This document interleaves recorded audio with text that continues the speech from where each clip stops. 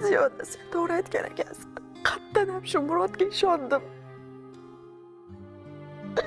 Ahmoqman deb o'zim ahmoqman. Endi ko'zim ochildi, endi nima qilaman Ziyoda? Ishdan bo'shasammikin? Voy, esing joyidami? Hozir ish topish osonmi? Ishdan bo'shasang keyin bolangni qanaqa boqasan? O'zi qiynalib yurgan bo'lsang, keyin nima qilasan? Qiynalib ketdim, nima qilsamikin, nima qilishni bilmayapman. Hech kim meni tushunmaydi-da. Unaqa dema. Men seni yaxshi tushunaman. Bo'ldi, Durdon. Rahmat Ziyo. Yaxshiyam sen borsa meni tushunasan. Lekin men seni tushunishingga ham, mehribonchiligingga ham arzimayman-da, ahmoqman.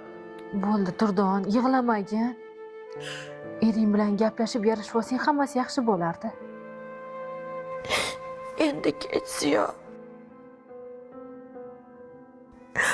Erim rosa ajrashmaylik. Bolani taqdirini o'ylagin. Deb yalindi, men ahmoq quloq solmadim.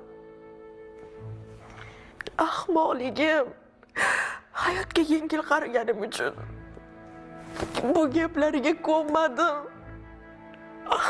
Ahmoq bo'lib yoshligimga, chiroyimga, undan tashqari yaramas Murodga ishonib shunday oilamni barbod qildim Ziyo.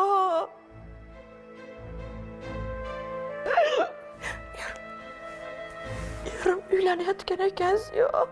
Yo'q, rostdanmi? Shunaqa. Keyingi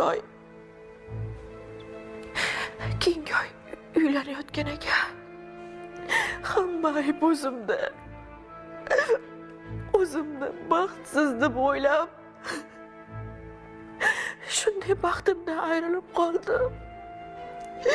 Bilmabman baxtni ichida yashab yurganimni. Shunday oilamdan, erimdan ajralib qoldim.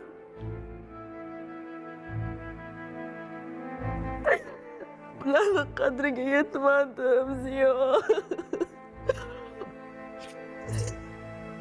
Ro'zg'or tashvishi nimaligini bilmasdim. Ijara kredit hammasini to'lab berardi.